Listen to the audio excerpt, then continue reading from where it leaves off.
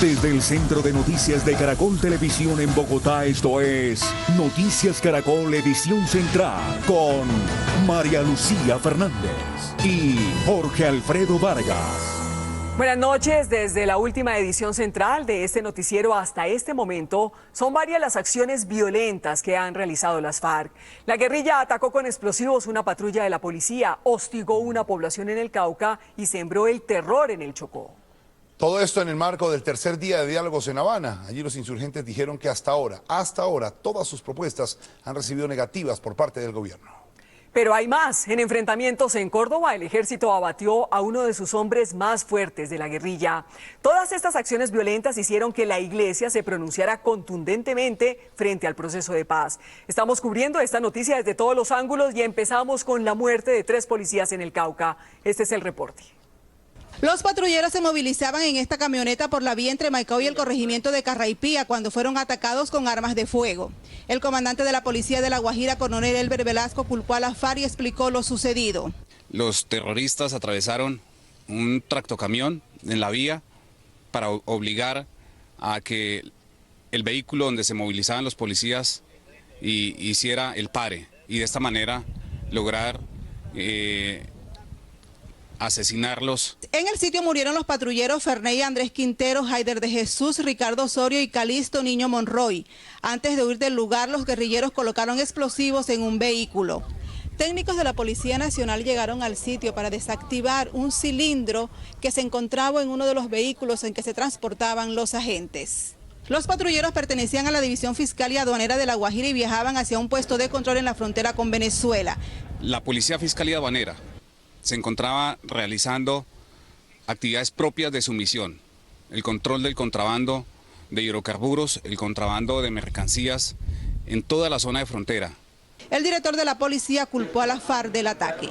Integrantes del Frente 59 de las FARC atacaron a una patrulla de mis policías, generando la muerte de 3 héroes policiales. Desde el lugar del atentado, la policía y el ejército lanzó la búsqueda de los responsables, mientras unidades del CTI practicaban el levantamiento de los cuerpos. Los policías eran oriundos de Boyacá y Córdoba, departamentos hacia donde serán trasladados en las próximas horas. Y estas imágenes muestran los daños en varias viviendas del municipio de Argelia, en el Cauca, donde se registró otro ataque de las FARC. En el Parque Central y a pocos metros de la estación de policía estallaron 2 petardos que causaron daños a 7 casas, a la iglesia y al centro de salud, como lo muestran estas imágenes enviadas por habitantes de ese municipio. Expertos en explosivos desactivaron otras 2 cargas en el mismo lugar. Las autoridades dijeron que durante el ataque de la guerrilla no hubo heridos. Pero estos no son los únicos hechos protagonizados por las FARC. En el Chocó, gran parte del transporte terrestre está paralizado por amenazas de la guerrilla. Mediante panfletos se intimida a quienes se movilicen por la vía Quibdó-Pereira. Por eso vamos en vivo a Pereira con Freddy Gómez. Situación a esta hora, Freddy, buenas noches. Jorge Alfredo, buenas noches. Hace pocos minutos los conductores de servicio público que se movilizan entre el departamento del Chocó y Risaralda han reiterado que no van a cubrir esa ruta, que no van a movilizar sus vehículos porque temen por su vida y la de sus pasajeros. No hay pasajes por el paro armado. Esta es la respuesta que consiguen decenas de pasajeros que llegan a buscar cómo transportarse desde la terminal de transporte de Quibdó hacia el sur del Chocó y Pereira. Y llegamos aquí a la terminal de Quibdó y no hay transporte para el San Juan. Pese a las amenazas de las FARC, algunos mototaxistas se han atrevido a desplazarse por la vía Quibdó-Pereira para transportar a cientos de pasajeros. En un mural los chocuanos plasmaron mensajes de paz en rechazo a esta parálisis de las FARC. Por su parte, las autoridades se reunieron con algunos transportadores que manifestaron la intención de mover sus carros. Nosotros garantizamos la seguridad, así que quienes necesiten desplazarse lo pueden hacer. Hay que vencer el temor. Las autoridades aumentaron las recompensas contra los miembros del Frente Aurelio Rodríguez de las FARC, señalados como responsables de las amenazas. Risaralda también está afectada por las amenazas de las FARC en el Chocó. 9 rutas de buses que salen diariamente de Pereira a Quibdó están paralizadas. Están muy atemorizados por las quemas de los buses, pues el sábado pasado quemaron un bus. La policía espera reunirse con camioneros y organizar algunas caravanas durante el fin de semana. Nosotros estamos dispuestos, que tenemos los servicios preventivos en la vía. Las personas que por tierra quieran llegar al Chocó deben viajar hasta Medellín, duplicando los costos del transporte. Se espera en las próximas horas la llegada de algunos helicópteros que acompañarían estas caravanas, especialmente para llevar enseres y algunos víveres al departamento del Chocó. Desde Pereira, Freddy Gómez, Noticias Caracol. Y veamos estas imágenes porque el ejército detonó en forma controlada 50 kilos de explosivos ubicados en los 3 vehículos en los que las FARC se llevaron a 2 policías secuestrados en Palmira Valle el fin de semana.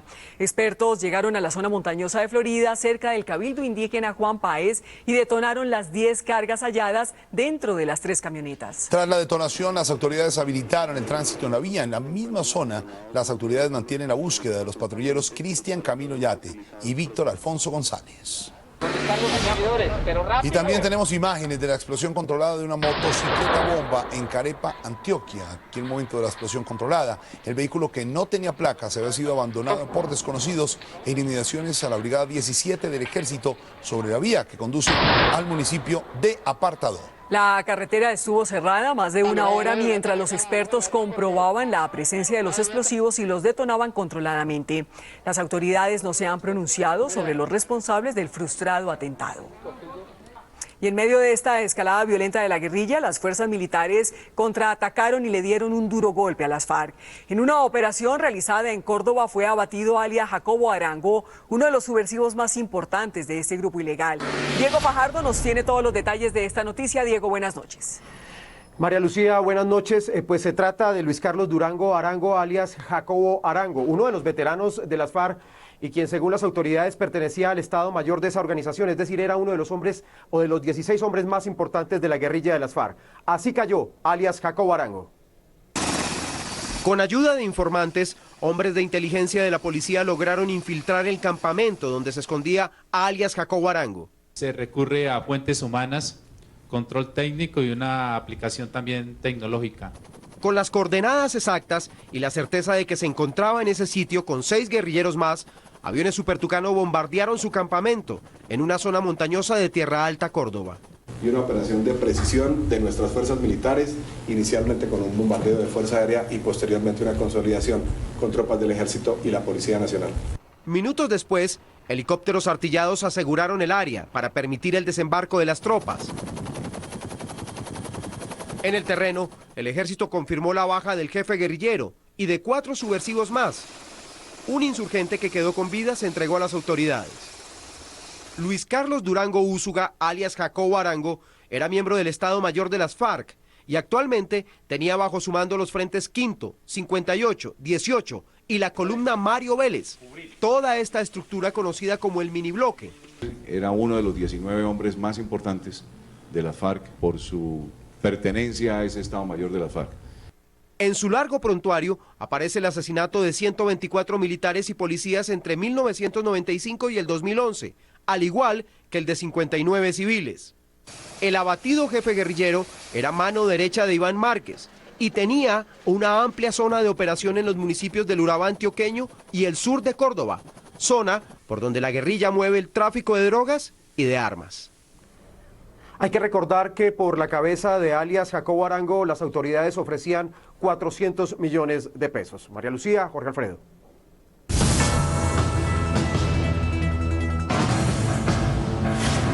Y mientras el conflicto en Colombia se recrudece, hoy se desarrolló el tercer día de los diálogos de paz en Cuba. Allí las FARC se quejaron de que, según ellas, el gobierno les ha dicho no hasta ahora a todas sus propuestas. Carlos Barragán está en La Habana. En un comunicado denominado Los noes del gobierno, Iván Márquez enumeró las propuestas que han sido negadas por el gobierno nacional en esta mesa de negociaciones en La Habana, Cuba. El documento arranca por la negativa del gobierno a hacer los diálogos de paz en Colombia, a la presencia de Simón Trinidad en la mesa y al cese bilateral de fuegos y hostilidades. Que si no era posible el cese bilateral de fuegos, suscribiéramos un tratado de regularización de la guerra. El gobierno dijo no. Márquez sumó la negativa a una Asamblea Nacional Constituyente, la participación ciudadana y la presencia de 2 ministros, el de Defensa y Agricultura, en la mesa de conversaciones. Invitamos al ministro de Agricultura a entablar un diálogo que permitiera esclarecer los planteamientos que en materia agraria se vienen desarrollando en paralelo a la mesa de diálogos. El gobierno dijo no. Márquez agregó que las FARC siguen firmes y no se pararán de la mesa. Nuestra insistencia es que escalemos los intentos por alcanzar la paz y que hagamos una gran campaña para proteger la mesa de conversaciones, entendiendo que es preferible darle tiempo suficiente a una iniciativa de diálogo que perpetuar la injusticia y la guerra sin otra opción. Noticias Caracol conoció que las FARC le pidió al gobierno repatriar los cadáveres de los guerrilleros que cayeron en la operación en la que murió Raúl Reyes en el Ecuador. No se supo nada tampoco de los policías secuestrados en el Valle del Cauca. Del gobierno no hubo ninguna declaración. Soy Carlos Barragán Rosso, en La Habana, Cuba. Noticias Caracol. Pues todo esto hizo que la Iglesia Católica se pronunciara hoy sobre el tema de las FARC. El secretario de la Conferencia Episcopal, Monseñor José Daniel Falla, lanzó duras críticas contra el proceso que se adelanta en La Habana. Empezamos mal, yo diría que el proceso empezó mal porque hemos pensado primero que haya libertad de secuestrados, que es lo que siempre hemos pedido. Nosotros también, que se liberen todos los secuestrados, que aceptemos que hay secuestrados, que hay niños que se están reclutando.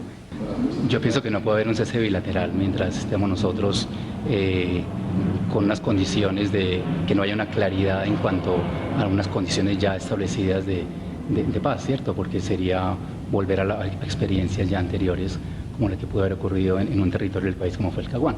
Las autoridades rescataron en las últimas horas a un bebé que había sido secuestrado junto con su madre.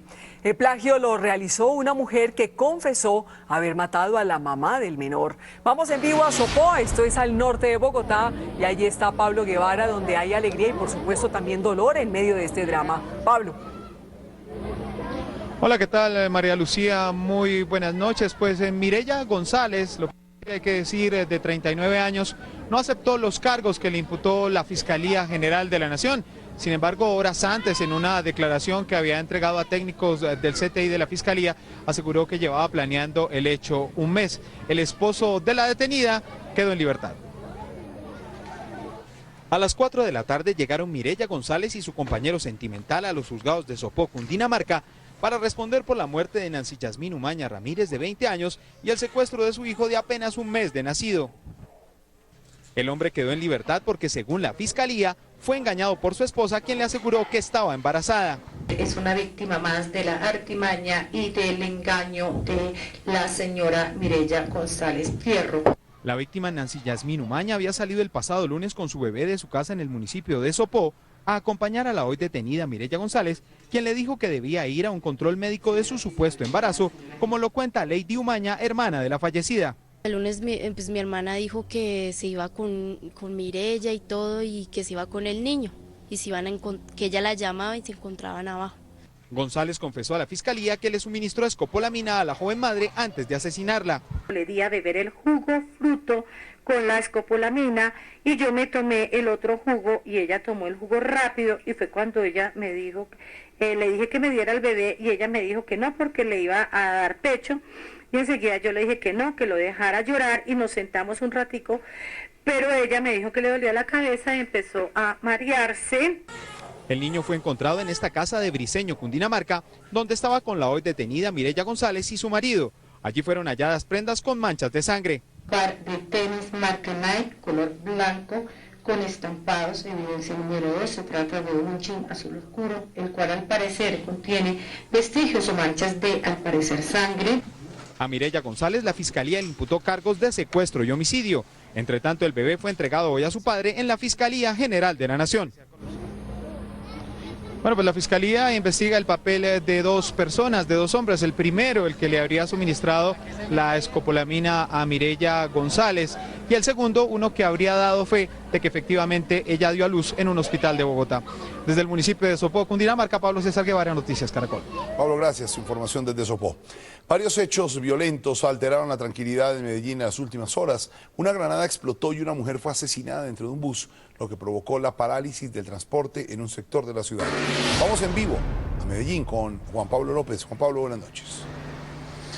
Hola, buenas noches. El primer hecho se presentó en la Comuna 8 en el centro oriente de Medellín, donde un artefacto explosivo detonó en la vía pública y dejó a dos hombres, a un hombre y una mujer adultos y 3 niños heridos. El segundo, una mujer de 43 años, líder de una de las rutas que presta su servicio hasta el metro de Medellín desde la Comuna 13, fue asesinada esta mañana. El asesinato de una mujer dentro de este bus, quien era jefe de despacho de una de las rutas de la Comuna 13 de Medellín, generó la parálisis de cerca de 40 buses como señal de protesta. Una señora trabajadora, empleada que era despachadora de esta ruta y que al parecer precisamente la abordan por el conflicto que está viendo el sector de extorsiones. Horas antes, una granada explotó en la Comuna 8, en el oriente de la ciudad, al parecer en un ataque de bandas delincuenciales. 3 menores y 2 adultos resultaron heridos. Afortunadamente están fuera de peligro y hoy seguramente serán dados de alta de los hospitales. De la misma forma, en esta zona, varios representantes de medios de comunicación han sido intimidados. Exigir respeto por parte de los actores violentos, porque no puede ser la verdad la primera víctima de una confrontación que se está dando en los barrios de la ciudad de Medellín. Las autoridades garantizaron la seguridad de los periodistas en zonas de conflicto. Yo no le puedo pedir a un periodista, por supuesto, que se exponga, pero sí que de alguna manera tampoco se esconda ni deje de hacer su trabajo, porque eso es lo que busca precisamente el delincuente que quiere intimidar.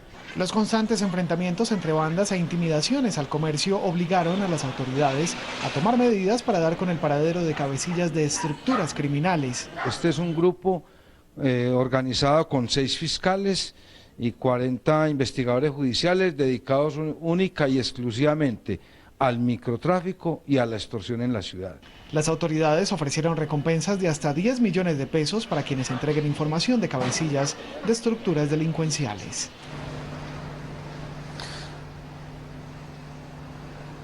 Las autoridades anunciaron, y además los conductores también han anunciado, los 44 buses que están en paro en este momento en la Comuna 13, que no levantarán el paro hasta tanto se dé el sepelio de la mujer que fue asesinada en la mañana de hoy. Desde Medellín, Juan Pablo López, Noticias Caracol. Gracias por continuar con nosotros. Si usted vive en Bogotá y está afiliado a una EPS, puede que tenga problemas buscando ayuda para solucionar su problema de salud, sobre todo si sufre de una enfermedad considerada de alto costo. Y es que las 5 EPS de Bogotá no cumplen con los fallos de tutela que favorecen a los pacientes con enfermedades de alto costo. Así lo afirmó el secretario de Salud de Bogotá, Guillermo Alfonso Jaramillo, quien pidió cárcel para los gerentes de esas empresas que incumplen esas sentencias judiciales. Jenny Navarro tiene lo último. Jenny, buenas noches y adelante.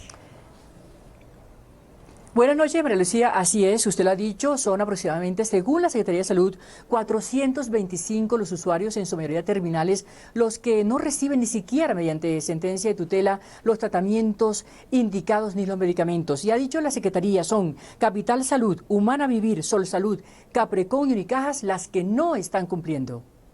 De tratar a la gente como animal. Así se veían los pacientes de enfermedades de alto costo en la Secretaría de Salud de Bogotá con los textos de tutelas en las manos, tutelas que les dan la razón en sus reclamaciones de medicamentos y tratamientos. Ellos exigen cumplimiento. Desacato de desacato, y algunos jueces pues deberían de poner en la cárcel a estos gerentes de estas EPS y hacer cumplir por todos los medios posibles las sentencias que ellos han determinado. Ya no sabemos verdaderamente qué hacer. Erixinda Caro aseguró que hace un año no recibe de su EPS la medicina para su hijo que sufre de epilepsia. Está ordenado por el juez todo.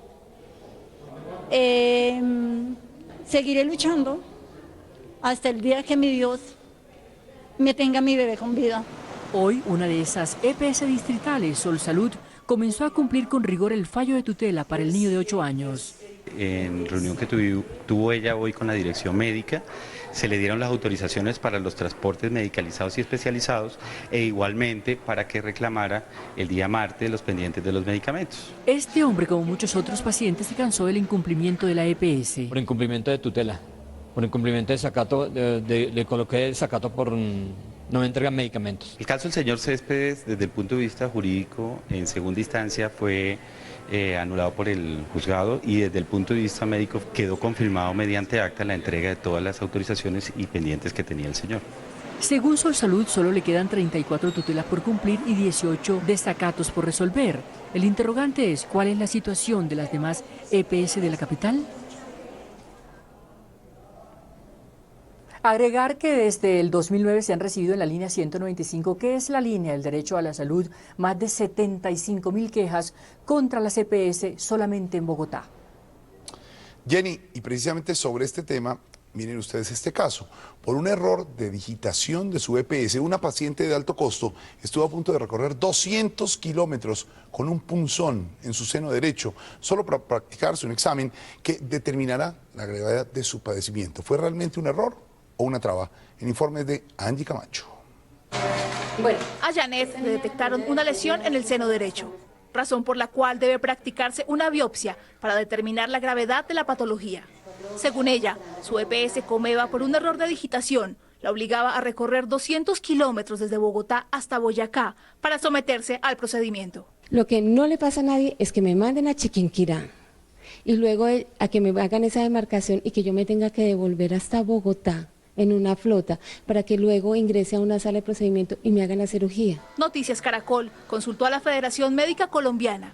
Su representante dijo que casos como este se repiten a diario. Las EPS colocan barreras de acceso a los diferentes servicios, especialmente a los servicios de los pacientes más graves o a los pacientes quirúrgicos. La Asociación Colombiana de Enfermos Hepáticos y Renales sostuvo que por casos como este se han interpuesto más de 3.000 tutelas. El caso de un joven enfermo renal que murió porque no le dieron la atención debida. Consultamos con Comeva EPS. Sus directivas reconocieron que se trató de un error de digitación. Se hizo la corrección en la orden ya está generada para acá, para Bogotá, en una de nuestras clínicas. El procedimiento se le hace la otra semana a la paciente. Comeva pidió a sus usuarios reportar los casos similares que se presenten en la prestación del servicio. Y la crisis de la salud también la observamos con este ejemplo, claro. Nos fuimos hasta el municipio de Sabana Larga, en el Atlántico. Allí encontramos un hospital sin ambulancia, la mayoría de los trabajadores en paro y los pacientes sin atención. La crisis del hospital de Sabana Larga llegó a tal punto que el centro asistencial se quedó sin ambulancia. Por eso los pacientes aseguran que deben alquilarla, no a otro hospital, sino a la funeraria del pueblo. Cada funeraria tiene su ambulancia. Que en la funeraria estamos para solicitar un servicio de ambulancia para una señora que es amiga de nosotros para llevarla a Barranquilla. Esta es la ambulancia del hospital de Sabana Larga. Aquí en los patios de la institución permanece dañada desde hace más de 6 meses. Pero eso no es solo lo que le falta al hospital. No tenemos insumos, no tenemos un catéter con qué canalizar a un paciente, los médicos en cirugía no tienen un espirocán con qué poner la anestesia al paciente. Debido a esta situación y según los trabajadores, al no pago de salarios, se suspendieron las actividades laborales. A los especialistas se le deben 15 meses. A los trabajadores de planta que estamos divididos se le deben 8 meses. El alcalde del municipio manifestó su preocupación por la salud de la comunidad. Nosotros estamos promoviendo una reunión a gran escala con la gerente encargada de la dirección del hospital, con el secretario de salud departamental, para efectos de buscar alternativas de solución. Los trabajadores del hospital señalaron que solamente atienden urgencias vitales. Los familiares del patrullero Jairo Díaz, que hoy completa 6 días desaparecido, regresaron una vez más al cerro donde el joven fue visto por última vez para buscarlo. Allí hablaron sobre las pistas que se conocen hasta ahora sobre el caso. En el sitio, en el norte de Bogotá, está Juan Jacobo Castellanos de Noticias Caracol. Juan, ¿qué es lo último? Buenas noches. Hola Jorge Alfredo, muy buenas noches. Lo último es que han vuelto a bajar los grupos especializados de la Policía Nacional Colombiana aquí al CAI, ubicado en la 164 con séptima, y todavía no hay rastro del patrullero Díaz después de 6 días de búsqueda intensiva. También hemos conocido que el papá del patrullero Díaz se ha realizado una prueba de ADN para cotejarlo con unos rastros de sangre que se encontraron hace algunas horas en la parte alta de la montaña para determinar si también podrían ser del patrullero Díaz. Esto es lo que ha ocurrido en las últimas horas aquí en esta zona del nororiente de Bogotá. Catherine Díaz, la hermana melliza del patrullero, dijo que a su padre se le practicaron en medicina legal las pruebas para cotejar el ADN con los rastros de sangre encontrados en la montaña donde fue visto por última vez el uniformado. Estamos esperando pues que llegue, no nos han dicho cuándo salen los resultados. esperar nomás pues que ellos tienen la información, eso no lo dicen precisamente a nosotros. Además, aseguró que la versión de los patrulleros que estaban con su hermano es confusa. Es que desde que a mí me llamaron y me dijeron es que su hermano se desapareció en un monte y ya habían 3 patrulleros más y solo desapareció él, para mí hay irregularidades. Todos los policías directamente tienen que decir, avisar allá que van a hacer un operativo. O sea, lo que nosotros nos indican es que eso no está avisado directamente a la policía, que ellos se fueron solos y nos dijeron, vamos a hacer un operativo, mándenos apoyo. Las autoridades están a la espera de los resultados de la prueba de polígrafo practicada a los patrulleros que acompañaban a Díaz para saber si sus versiones son verdaderas. Él es el patrullero Jairo Alberto Díaz. Está desaparecido en los cerros nororientales de Bogotá desde hace 6 días. La policía ha ofrecido 20 millones de pesos para quien dé información puntual sobre su ubicación. Mañana muy temprano arrancarán de nuevo las operaciones para tratar de ubicar a este policía desaparecido en la capital colombiana. Desde el norte de Bogotá, Juan Jacobo Castellanos, Noticias Caracol.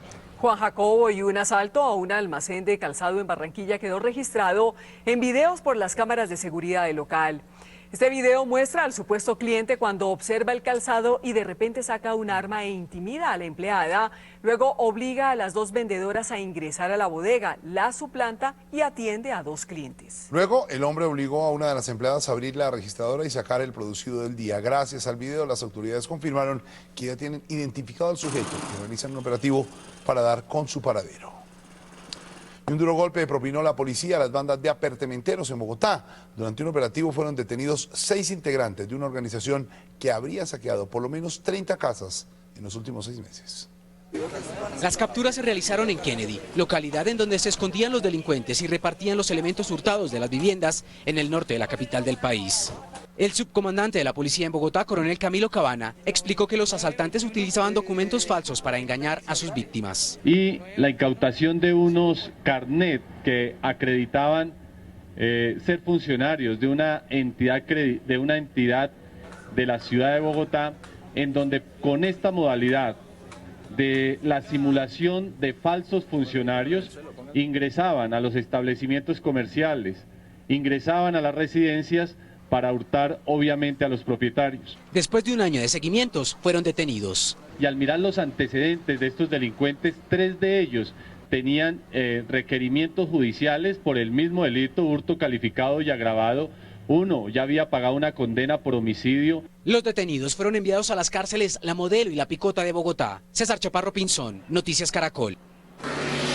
800 millones de pesos deberán pagar el Ministerio de Defensa y el Ejército a las familias del guardián que murió y a los que resultaron heridos en la toma de las fuerzas militares a la cárcel La Catedral en 1992.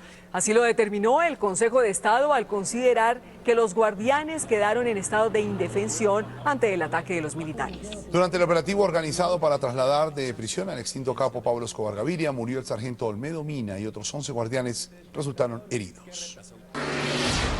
Un juez especializado de Bogotá condenó a 18 años de cárcel a uno de los hombres que participó en un atentado terrorista ocurrido en agosto del 2010 cerca a Caracol Radio, en el sector de Chapinero, en Bogotá. Edson Moreno Barragán fue hallado responsable de los delitos de terrorismo y tentativa de homicidio. En el juicio, la Fiscalía aseguró que este hombre tenía un taller donde se acondicionó el explosivo, el carro bomba que fue detonado cerca de las instalaciones de la emisora. Además de la sentencia, el juzgado ordenó investigar a 2 testigos por inconsistencias en sus declaraciones. 2 excongresistas que fueron condenados por parapolítica deberán pedir perdón. La determinación tomada por el Tribunal de Cundinamarca obliga a los exparlamentarios Eric Morris y Miguel de la Espriella a presentarse ante los ciudadanos y admitir su error. El fallo ordena además que los congresistas deberán ofrecer sus disculpas a través de un medio de comunicación de alta circulación. El tribunal tomó la decisión al negar una acción popular que pretendía que los excongresistas devolvieran sus salarios. En cambio, los obligó a pedir perdón. Recuerde que nos puede seguir en Twitter en @noticiascaracol.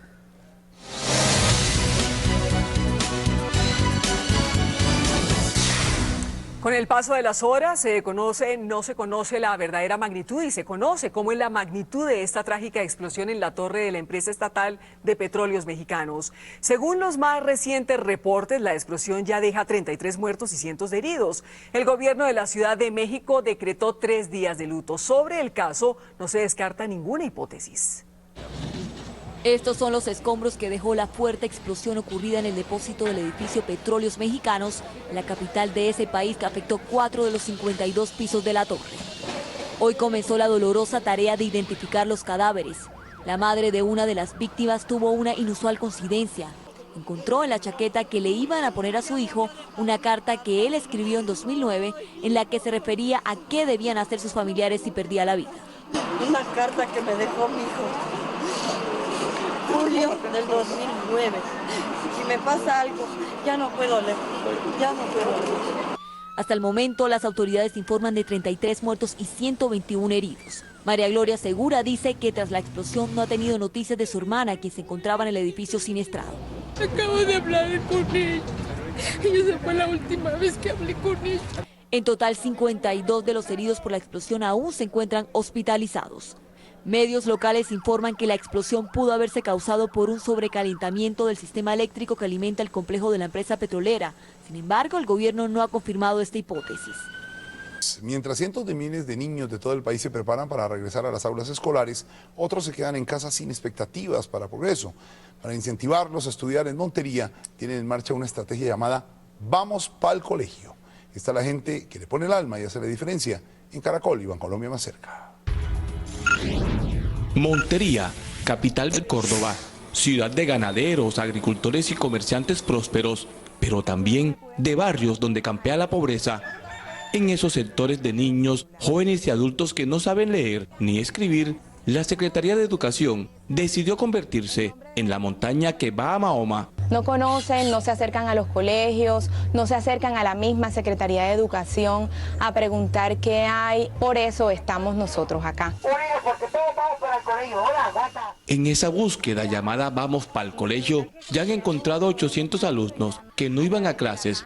Y me gusta que estén en casa, porque es que hay mamás que son flojas y no quieren ponerlos al colegio para estar por ahí ambulantes ya. Entonces ahí los niños hay que ponerlos a estudiar. Con matrícula y textos escolares gratis, se motivaron para estudiar sin importar la edad. Con esta estrategia innovadora han visitado más de 1.200 viviendas en los barrios normales de Montería. Han encontrado muchos niños que no iban a clase y también adultos que ahora sí van para el colegio. En una de estas visitas, esta mujer de 50 años decidió aprender a leer y escribir. Porque dicen que el loro viejo no da la pata, pero sí, a mí me motivaron para que siguiera, porque si uno viejo sí puede seguir estudiando. A través de este programa, la Secretaría de Educación Municipal aspira a que ningún monteriano con interés de aprender se quede sin hacerlo.